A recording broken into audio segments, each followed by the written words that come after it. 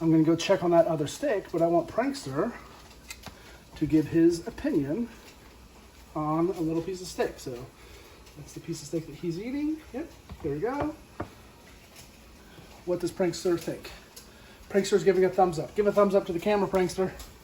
Thumbs up to the camera. All right, Prankster likes it. If Prankster likes it, then we know it'll be okay.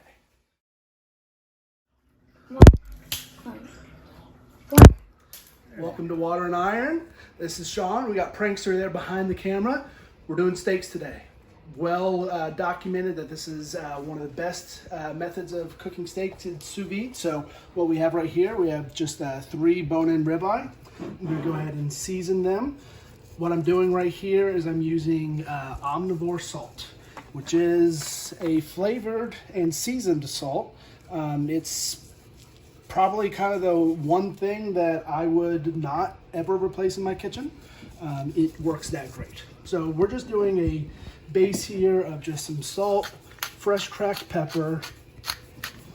All right, and then we're gonna use some garlic powder and then some turmeric. Those are my kind of base spices. We'll get a lot of questions sometimes of why we would use garlic powder and not actual garlic since we're cooking this sous vide. Reason is garlic at that low of a temperature of what we're going to be cooking can foster botulism as a bacteria, and no one wants botulism on in their life, in their stomach, in their whatever. So I had never used raw garlic in a sous vide recipe. All right, so side 1's done. We're just flipping, and then we're gonna go ahead and season side 2. After we get these all seasoned up, the important thing that I'm gonna show you as well is the 2 different methods of making sure that we don't have any air in our bag. What's very important with sous vide cooking is that we have an airtight seal, and also that the meat is completely sucked in. There's no air in there other than just the meat and whatever you might add if you do choose to add any kind of aromatics like herbs or things like that. So we're gonna do a vacuum sealing method, which obviously is probably the easiest way of doing it, but it does require machinery. Another method of doing it is water displacement, which is easy but not as effective. But again, it's easy and you just need water and a bag. Okay, so right now, these are all seasoned up. So I'm gonna move this stuff aside. What I have here is I have 3 different bags. I have cuffed the top of the vacuum sealed bags, so that way when we insert the steaks in, we're not getting any bacteria, anything from the raw meat side on the outside of the vacuum seal bag. We'll uncuff this after we get everything back. So 1 steak is there in its bag. Another steak's coming, going in its bag as well. And then I'm going to displace, and you can see what that means. All right, so we're gonna take this 3rd steak. I'm putting it into a regular Ziploc bag. This is a gallon-sized bag. This won't fit into a quart-sized bag. We put that in there. I'm gonna go ahead and take my gloves off at this point, because now we've done all the raw stuff. Take the end of that cup, move it into that cup, move it so that way I don't have to worry about it. All right, same thing here. We take the end of that cuff, don't really care about it. We're gonna go right here to our water, which is set at 143 degrees. I'm gonna seal up this bag to the top, just leaving the last corner. Take the steak, I'm gonna put it in the 143 degree water. When I put the other steaks in there, I will explain why that temperature is used. We're gonna push down. What's happening is, since air is lighter than water, as we push everything down, all the air gets out. Now our steak can just chill there at 143 degrees. Let's go ahead and vacuum seal these guys, and then we'll talk about that temperature. So 143 degrees is where my family likes their steak cooked.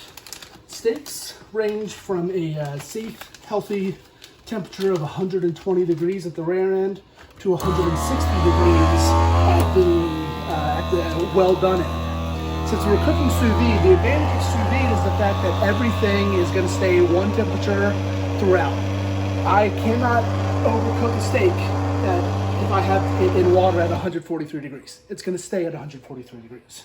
So because of that, I'm able to be a little bit more precise with how I like it. So between 120 and 160 is the range, 140 is medium, 143 just a few degrees above medium. So we just let this seal, and then I'm going to drop this steak in, and we'll go from there. Now 143 is something that we'll probably hear a lot in this series, because that is also the meat that I cook other proteins at, primarily chicken. That's going to be an interesting one, and we'll talk about how that's okay with salmonella once we get to that step. But right now we're cooking steaks. So again, we're just getting all the air out with this vacuum seal. I have everything here. We're staying very hygienic and making sure we don't make any sort of mess. We got the little red light that blinks to us, telling that it's sealing. Once that is done, we'll hear the machine turn off, which it does, releases the bag, and there we go in the water. Now, what I'm also going to add to the water is these clear plastic balls. These are temperature regulation. They're just clear plastic balls, like ping pong balls, but just smaller. So what they do is they prevent some condensation coming in.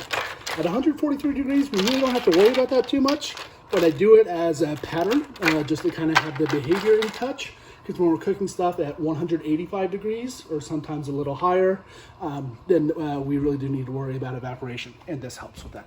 So steaks are in the bath. After they go for about an hour at least, 1 hour to 4 hours, because we have plenty of time there.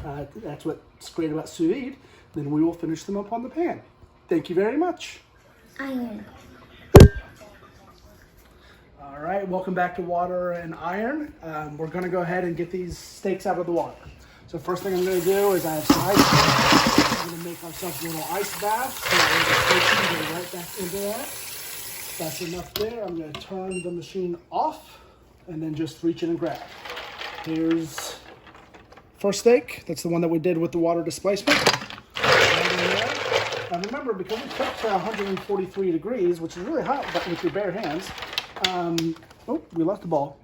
We don't need to worry about the meat continuing to cook or anything like that, like you do in certain situations. Like they'll tell you to cook a roast to 150 degrees, let it rest 20 minutes, and then get up to 160.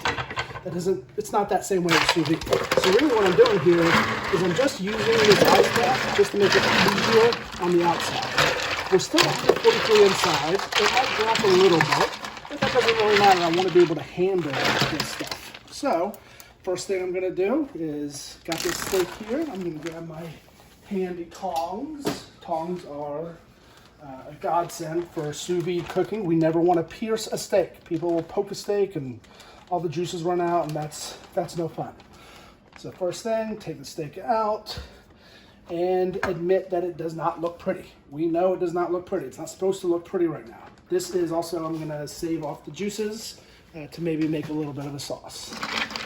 It doesn't look pretty until it gets seared, and we're gonna do that step next. Searing is what actually gets the crunch on the outside of the steak. And gets that Maillard reaction, which is when the ground beef, or when beef gets hot and gets that nice little crunch. So again, we're just getting this stuff out and then bouncing back and forth. Doesn't look like we have a lot of juices, but remember, we didn't put any juices in this bag. So everything that's in here is pure beef. So we're gonna boil that down a little bit just to have a nice little sauce of some kind. So we have our last steak here. Again, taking my tongs. I'm gonna get it out of here. Prankster's doing an awesome job on the camera, getting a good look at this food here. Go ahead and let's take a look at these steaks now as they exist. Let's talk about that. That does not look very appetizing at this point. And again, like I said, it's not really supposed to. What we've done is we've cooked the meat. Cooking the meat is the most important part of this. What we haven't done is we haven't made it look nice and make it look appetizing, but it's safe. It's now 143 degrees throughout the entire piece of meat. So what I'm doing now is I am just patting it dry, because the drier the steak is, which is also what helps with our using the ice bath, the better the sear is gonna be. All right, I'm gonna flip it over, do the same thing on the other side. At this point, we don't need to worry about any sort of germs. These are fully cooked, so we don't need to worry about gloves or anything like that. If I wanted to, I could eat this right now, but we will make it look pretty before we eat it. So now we move over here to our cast iron skillet. This guy's been preheating here for a little bit. Got my thermal temperature reader. See here, it's about 368 degrees in the middle. That's a good amount, that's a good heat for what we're looking for.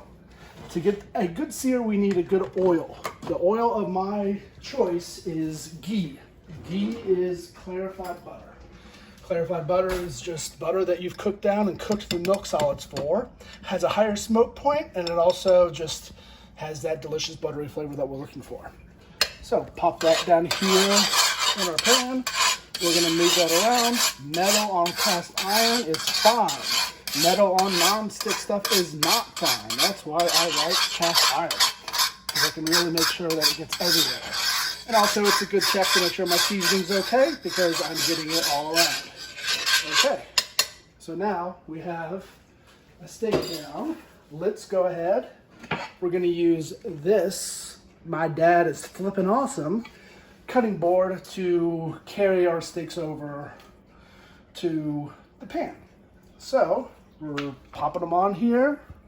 I'm gonna then remove the paper towels from down here to uncover a cutting board that we'll be bringing them back to.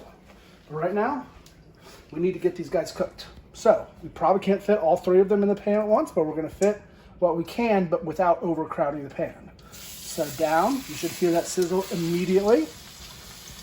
And then down again, looks like 2 is gonna be our limit. So put that down.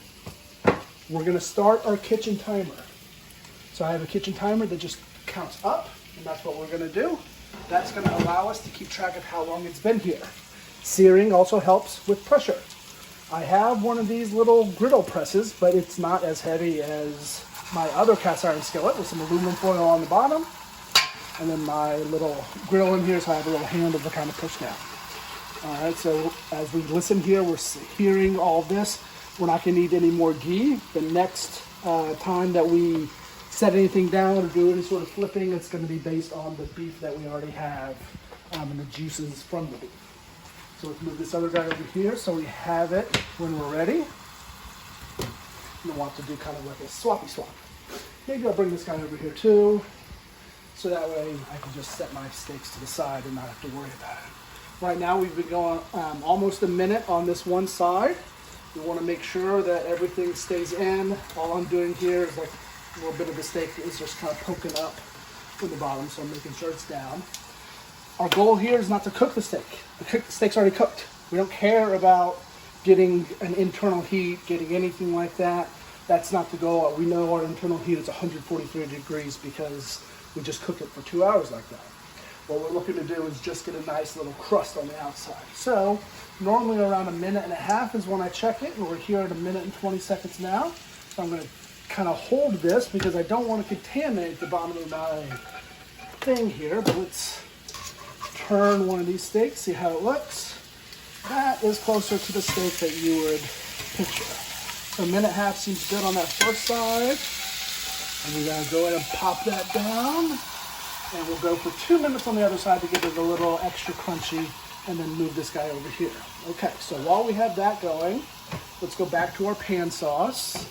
We have it over here. I used a little fat stopper measuring cup. We really didn't get a lot out of there. Only about 100 milliliters is what it looks like. So I am just gonna put this in the pan. We'll just heat it up a little bit. It's not gonna be substantial. It's not gonna certainly be a gravy of any kind. If you wanted to, you could thicken this up with some gravy, with some stock or something along those lines. But I'm really just gonna boil this down. It'll just be a nice little glaze to put on top of our potatoes. Had we had more sauce, the stopper is to stop the fat from coming up here. So that way the fat stays in that line and I'm only pouring out the juice. But we didn't have enough for that to really be a difference. So putting that over here, and again, just gonna turn that up on a good height, good heat level, so we can make sure that we have that. We've gone 1.5 minutes. more. So we're gonna wait about 30 more seconds to flip these guys over, and then they're done. When we do this other one, I am going to also show you some alternative scorching methods when it comes to our torch. We're going to use that, but right now we'll just kind of let these guys look as they look. So as we come up here on 3 minutes and 30 seconds of total cook time, it's been on this thing a total amount of 3 minutes and 30 seconds. Everything else was done in the water without any sort of maintenance, standing by, not slaving or looking over the stove or anything like that. So again, looks good. We got that kind of little yellow hue from the turmeric. All right, I got that guy up. Let me take this guy. I'm going to put him down. Note the time. This is my 3:45. Let's bring these guys over here. Okay, so first thing I want to do is I'm going to cut into these just so you guys can see that they are cooked. We don't need to worry about resting sous vide steaks. Like I said, resting is only when you have to make sure that something is still cooking. Nothing is still cooking. We did the ice bath, and then we did the sear on the outside. So, without further ado, this is a boneless, it's supposed to be a bone in, but I think the bone might just be a little piece there. So I'm just going to go across the steak like that. We always want to cut against the grain. And then roll that beautiful beef footage. So again, it's medium. It's not medium rare. It's not falling off or anything like that. But you see it is a nice consistent cook all the way through. As we come down here and slice, I'm going to go check on that other steak, but I want Prankster to give his opinion on a little piece of steak. So that's the piece of steak that he's eating. Yep, there we go. What does Prankster think? Prankster's giving a thumbs up. Give a thumbs up to the camera, Prankster. Thumbs up to the camera. All right, Prankster likes it. If Prankster likes it, then we know it'll be okay. Let's go over here and we'll get back to this guy. 3:45 is when we put him in, so 5:15 will be our minute and a half. So I'm going to go ahead and pick this up. Again, our heat's exactly the same. We didn't add any other beef, so we have like meat juices that are doing it. Okay, so I flipped this. I'm not going to put any more pressure on this one because I'm going to show you what I'm talking about when it comes to using the different searing options. Just going to turn this upside down. All right, so this is just a torch, standard kitchen torch. It comes very much in handy when it comes to sous vide cooking because you could just, any pockets of fat that you see, anything like that, just hit the torch to. Now you don't want to sit in one spot for too long with the torch because then you'll get kind of a butane flavor with your steak, which is not something I enjoy, but again, you do you. And we're just adding, we're just assisting here.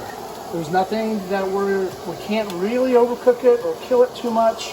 Again, unless we're going to hold it into one spot. We're not keeping it here for too long. Right now, it has just been 30 seconds on this other side. We're going to let it go for another minute and a half. You'll see that as we char up this fat, it does kind of, you'll see the black marks, which does produce a little bit more fat in the pan, which makes it nice and yummy. We have a member of the household, Prankster's mother, Mommy, my wife, who loves the bones on steaks. So whenever we have T-bones or a ribeye with a big steak, a big bone in it, we always try to make sure I get extra char around that bone because that also makes it super delicious.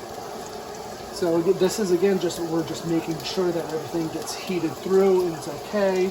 We're coming up on 7 minutes. 7 minutes is going to be the minute 15 mark. At 7:45, we'll be at the full 2 minutes. But I've done enough scorching as far as this is concerned, so we don't really need to worry about it. I'm going to turn this guy off. We have our pan sauce kind of still doing something over here. Looks like it's thickening up a little bit. I don't really need to stir it because it's just so little, but I do just want some of that to boil down and make it, you know, some people like that kind of little extra juice on top of the potatoes. Okay, so it has been 7:45, so we're going to go ahead and again, I'm going to get my trusty tongs, place them in the sink accidentally, but they were there on top of clean items, so I'm not worried about hygiene. Let's take this guy again. That's the top that we scorched. That's the top that we had on the bottom. All right. So This has been Water and Iron's presentation on how to cook steak using sous vide and cast iron. I hope you enjoyed it, and I hope you come see our next videos. Please like and subscribe. We'll be doing more of these. See you later.